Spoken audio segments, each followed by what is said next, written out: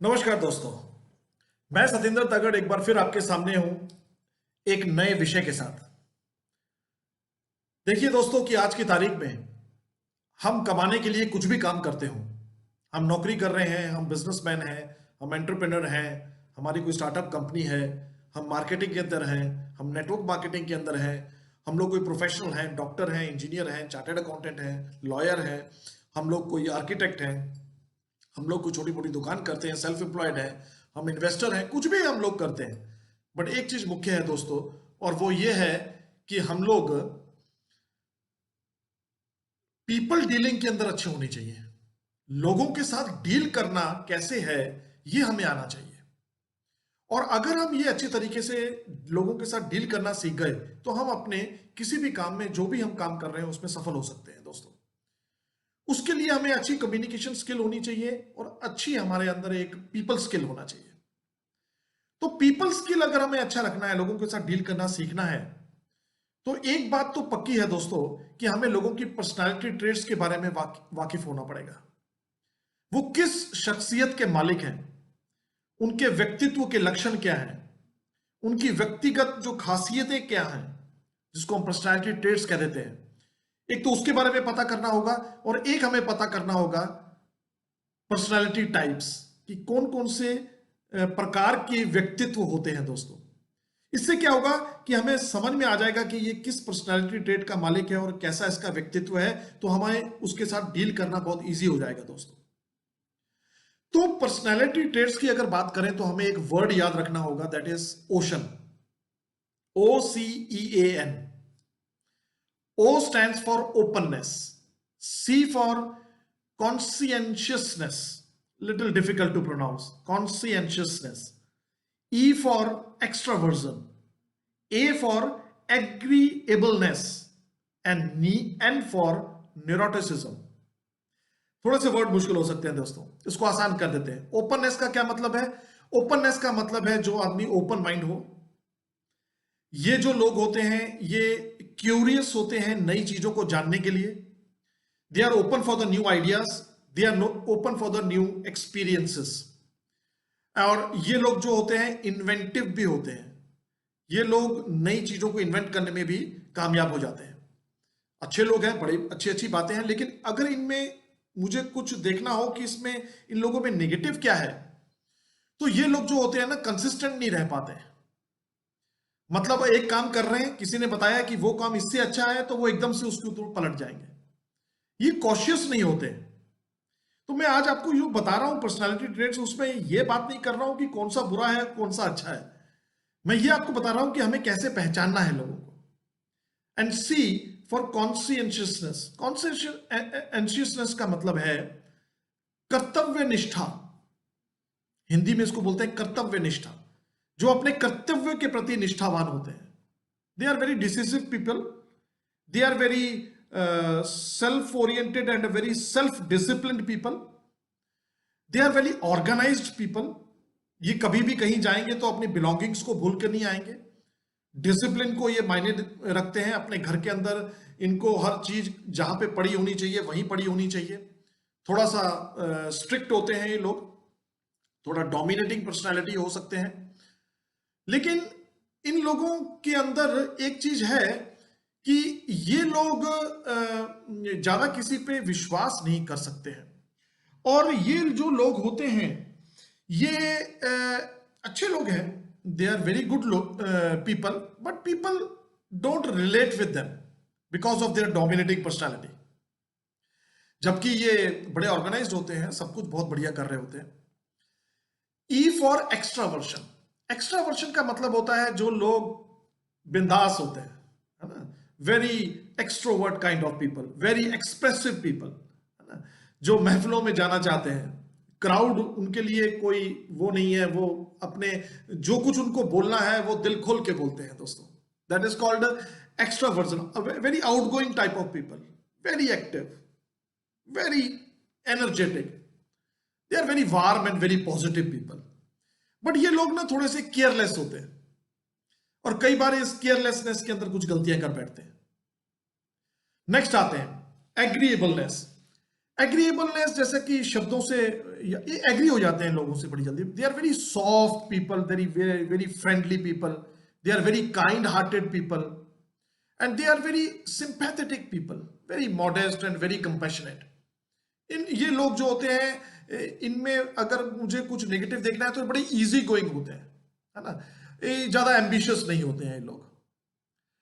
And last is neuroticism. Neuroticism, कुछ लोग होते हैं very very difficult to handle, very neurotic. Neurotic इनके अंदर, मतलब इनको डॉक्टर्स तो ये कहते हैं कि मेंटल इलनेस है इनके अंदर।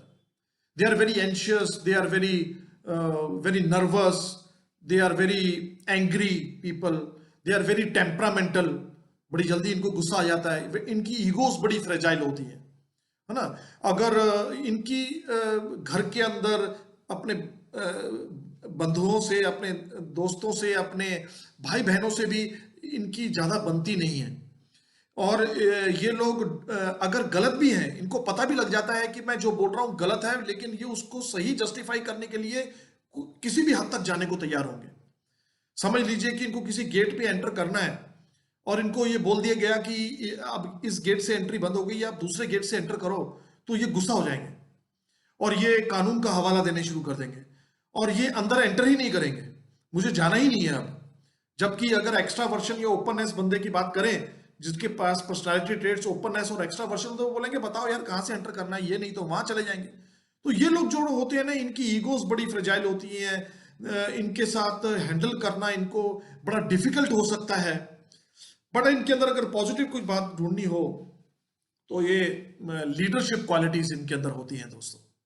सो ये डिफरेंट पर्सनालिटी ट्रेट्स हैं, इनको पहचानना बहुत जरूरी है कि हर आदमी को अगर आप पहचान लोगे, समझ लीजिए कि हमने न्यूरोटिसिज्म की बात करी जो कि एक्सट्रीम होते हैं लोग, है ना।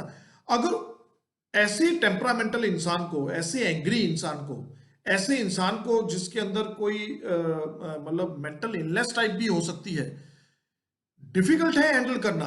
लेकिन अगर हमें यह पता लग जाए कि ये इंसान न्यूरोटिसिज्म पर्सनालिटी ट्रेट का है, तो हम पहले से उसको उस तरीके से डील भी कर सकते हैं। हम उसको प्यार से, हम उसको एडिफाई करके उसको बदल भी सकते हैं दोस्तों। अब इन 5 जो पर्सनालिटी ट्रेट्स हैं, इससे पर्सनालिटी टाइप्स बनती है। पर्सनालिटी टाइप, एक पर्सनालिटी टाइप के अंदर दो दो पर्सनालिटी ट्रेट्स हो सकते हैं दोस्तों, 2 या उससे अधिक भी हो सकते हैं। तो कौन कौन सी पर्सनालिटी टाइप्स होती हैं? एक है sanguine personality, then comes choleric, then melancholic and then phlegmatic. नाम थोड़े से ऐसे ही हैं।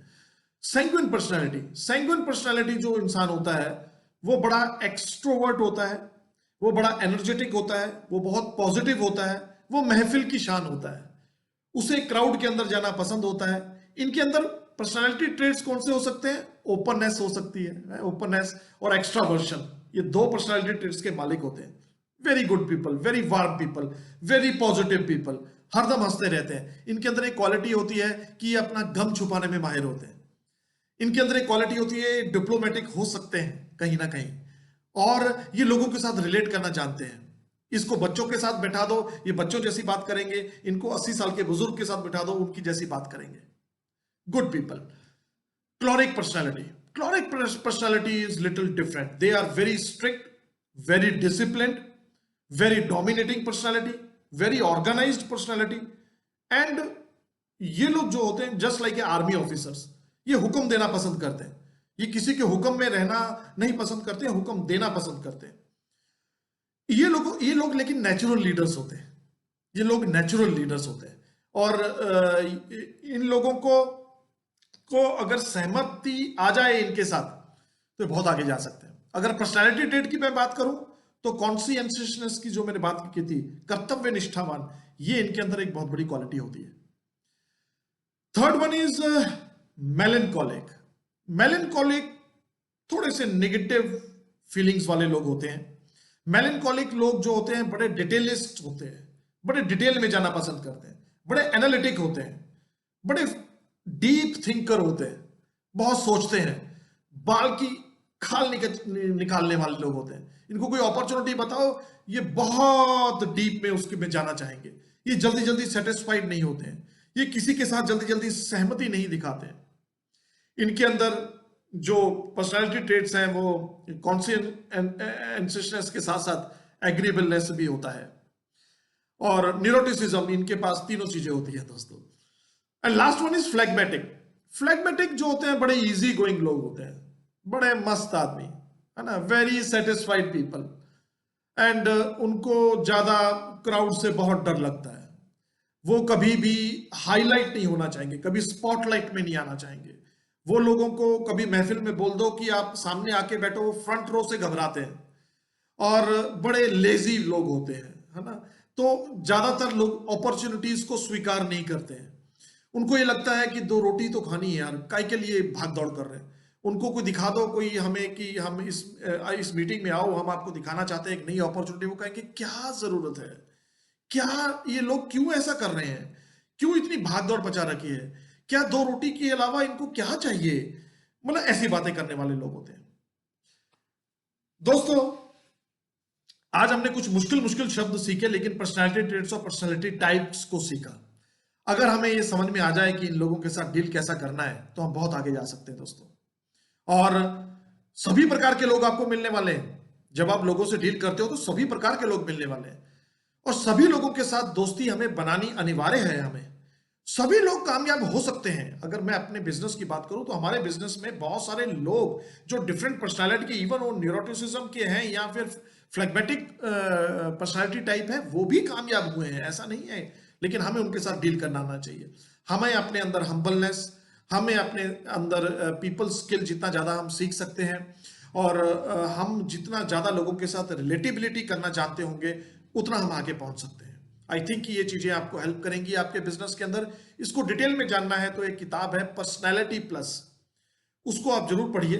पर्सनैलिटी प्लस किताब के जो ऑथर हैं वो फ्लोरेंस लिटार हैं, Florence litre. It's a very good book. मेरे पास अभी हिंदी वर्जन उसका यहाँ पे है, लेकिन ये इंग्लिश वर्जन में पढ़िएगा तो ज़्यादा अच्छा है, क्योंकि हिंदी में ये पढ़नी काफ़ी मुश्किल आ जाती है।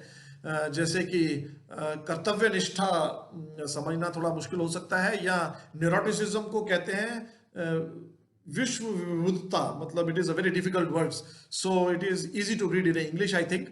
तो इस किताबों को पढ़ने से, पर्सनालिटी ट्रेट को जानने से, लोगों के बारे में जानने से, आपको लोगों के साथ डील करना बड़ा इजीली आ सकता है, और आप उन लोगों के साथ डील करके इजीली उनको भी मंजिल पे पहुंचा सकते हो और खुद भी पहुंच सकते हो।